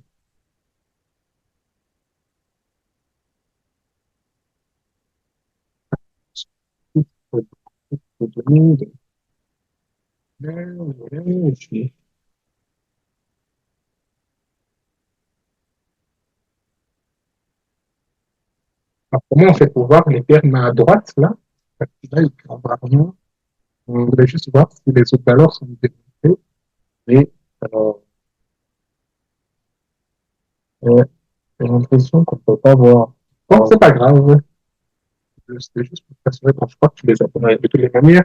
Donc, qu'est-ce qu'on constate? Il faut comparer avec la valeur du point A, c'est ça? Ouais, avec la valeur, ouais, Ouais, c'est beaucoup plus petit. beaucoup plus petit.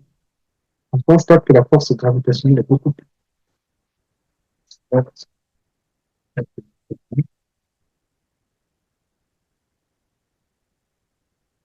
La force d'attraction gravitationnelle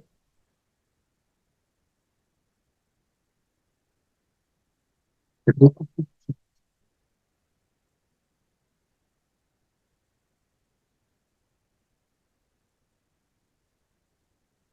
Ok.